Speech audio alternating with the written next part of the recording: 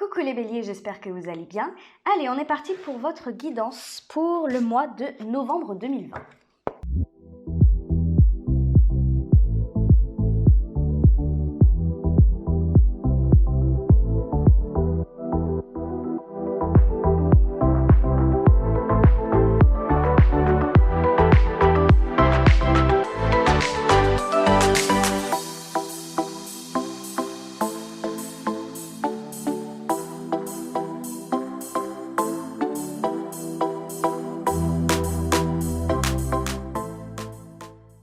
Voilà les béliers. Allez, on est parti du coup avec la première énergie, celle qui est au cœur de votre guidance, au cœur de ce jeu.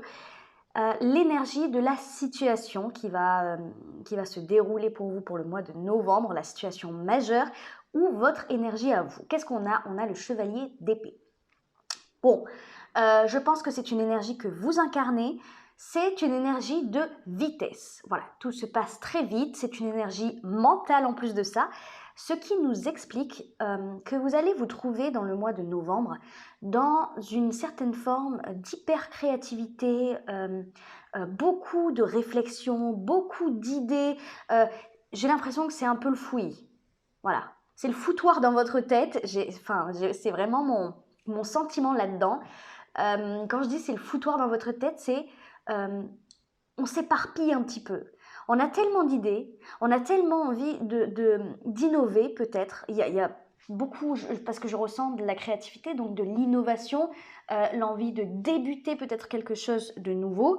Mais le problème, c'est que peut-être que vous allez être confronté, à trop d'idées.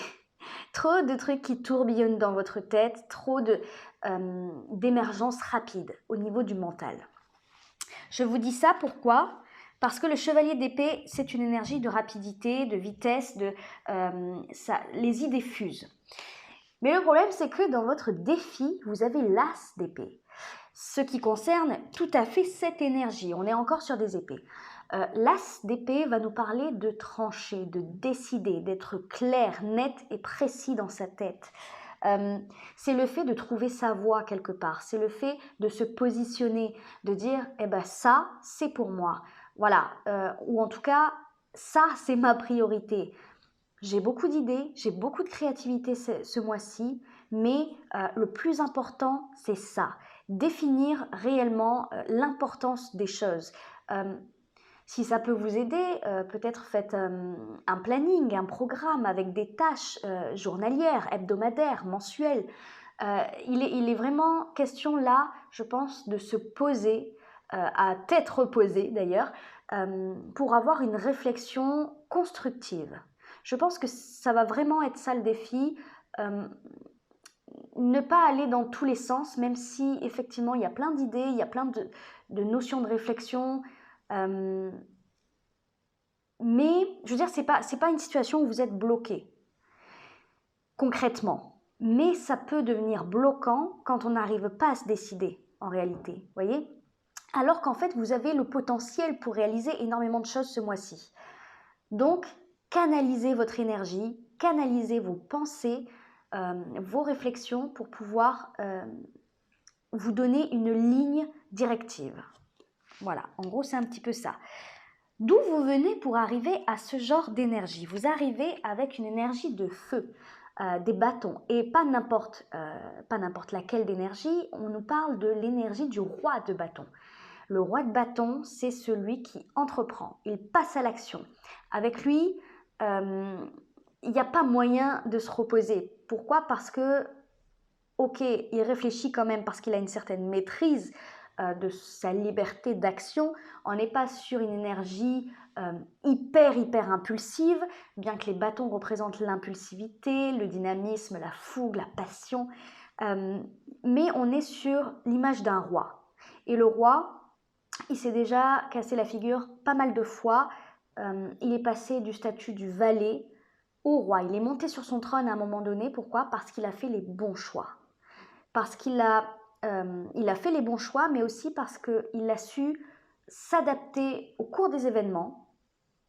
Il n'est pas resté là bloqué à attendre que ça passe. À un moment donné, je pense qu'on nous parle d'un passé assez proche tout de même, assez proche.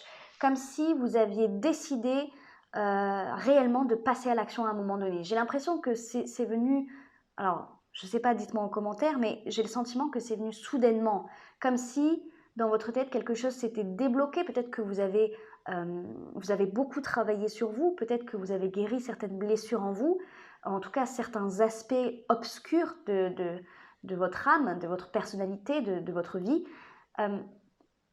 ce qui a fait que ça s'est débloqué et vous avez pu partir, mine de rien, au galop dans vos objectifs, dans ce que vous attendez, dans ce que vous désirez. Voilà, on va dire ça tout simplement, dans ce que vous désirez.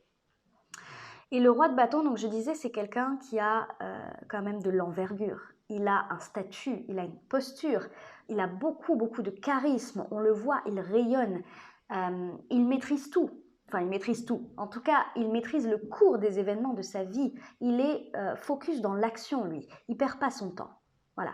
C'est quelqu'un qui refuse de se laisser abattre et c'est quelqu'un qui va de l'avant. Et je pense que c'est réellement de là d'où vous venez. Vous avez dû traverser des choses assez compliquées par rapport à ce que je ressens là pour vous dire à un moment donné, mais je suis assez fort, je suis assez forte pour digérer mon passé, pour me rendre compte de la force intérieure qui se cache en moi, dont je n'avais peut-être pas connaissance il y a quelques années auparavant, mais j'ai tellement appris, j'ai tellement cheminé que maintenant, je sais, mine de rien, où je veux aller. En tout cas, je sais ce que je veux, je sais ce que je ne veux plus dans ma vie.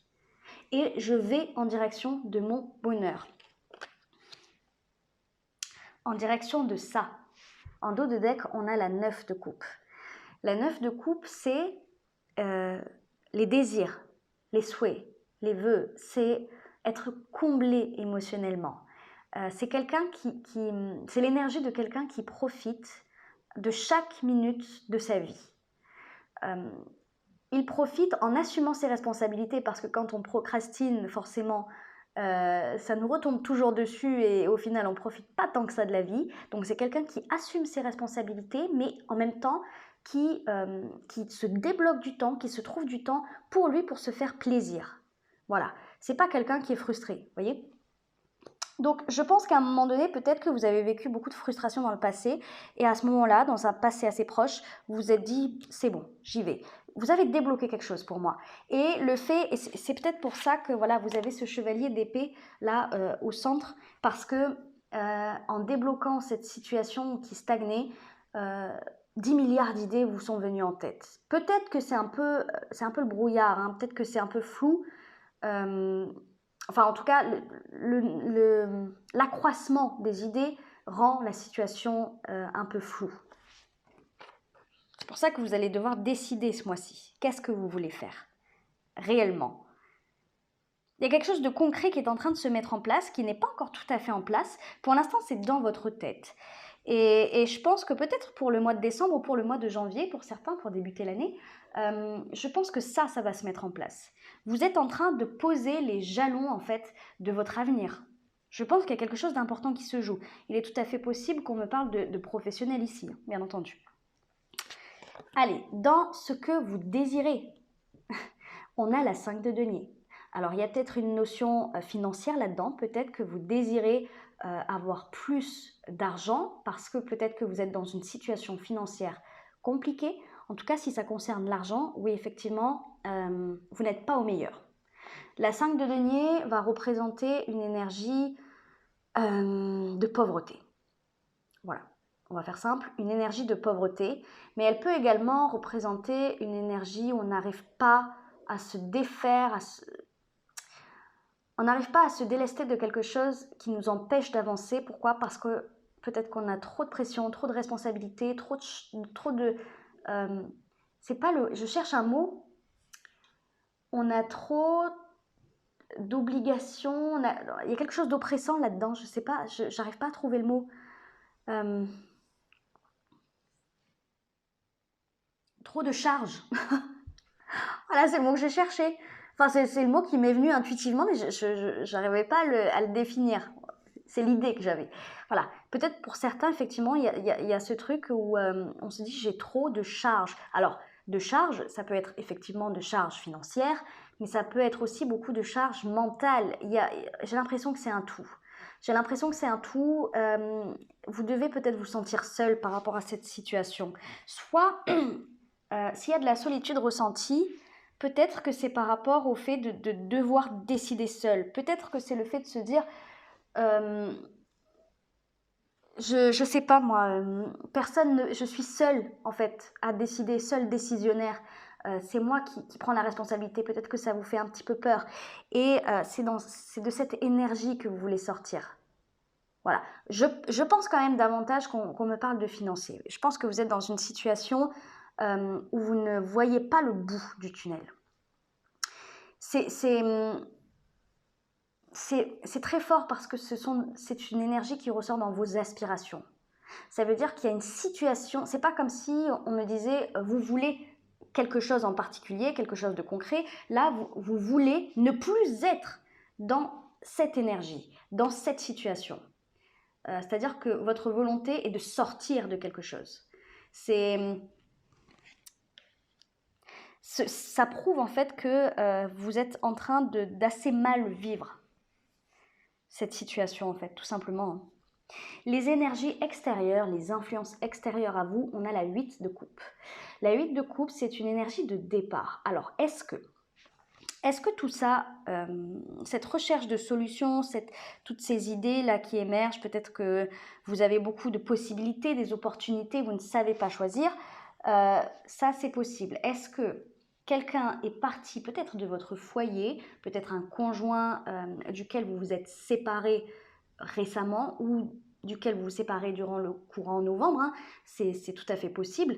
Vous le prenez bien entendu dans la situation dans laquelle vous êtes. Hein, si vous n'êtes pas en instance de séparation, ne le prenez pas pour vous, bien entendu.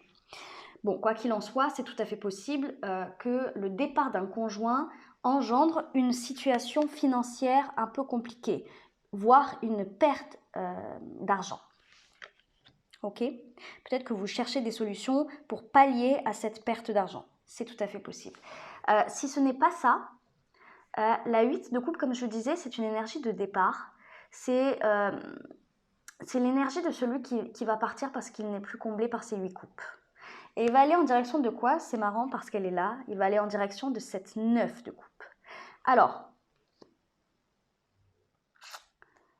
il y a vraiment deux choses là, du coup. Donc, le premier cas, ce que je viens de dire, un conjoint qui part, ou en tout cas, quelqu'un dans votre entourage, votre environnement relationnel, qui part, qui vous laisse peut-être avec des dettes, avec des charges, justement, c'est le mot qui me venait en tête tout à l'heure. Soit c'est une ou plusieurs personnes, ou en tout cas une énergie comme ça, ambiante à l'extérieur de vous, qui vous pousse à quitter ce qui ne vous convient plus.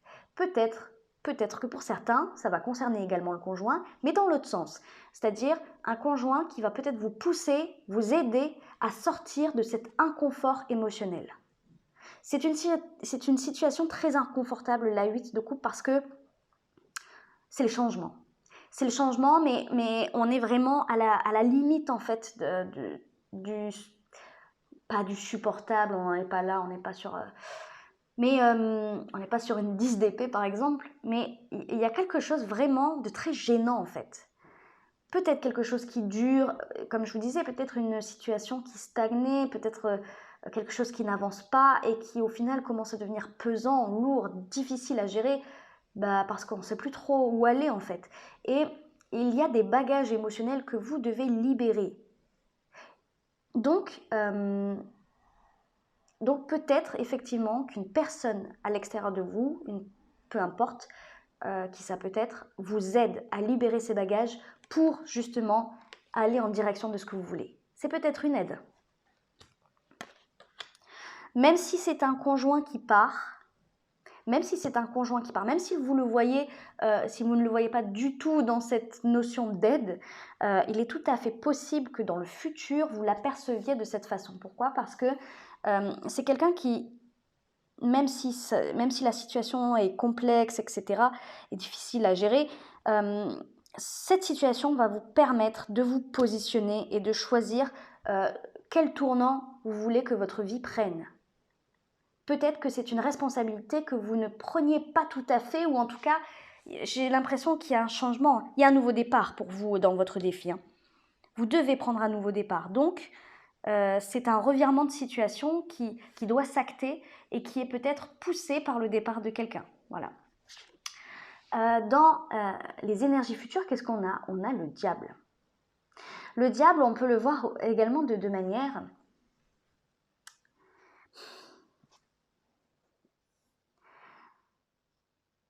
La première, et je pense que ce sera la seconde, mais la première, c'est que vous allez persévérer.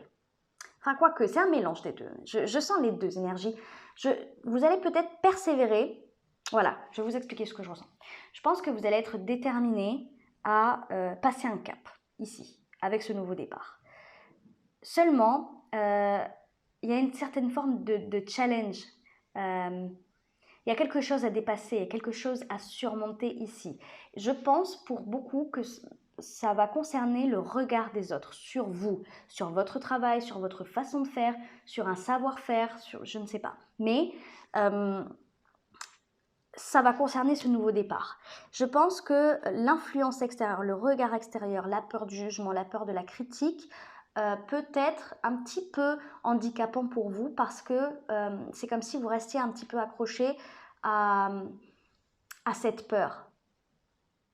Il y a quelque chose de subi en fait avec le diable. Donc pour moi c'est quelque chose qui se passe à l'extérieur de vous, que soit vous n'encaissez pas ou que vous avez peur d'encaisser. Moi je pense que ça concerne une peur. Hein. Vous n'avez peut-être pas assez confiance en vous pour réussir à prendre une décision stricte, ferme et définitive.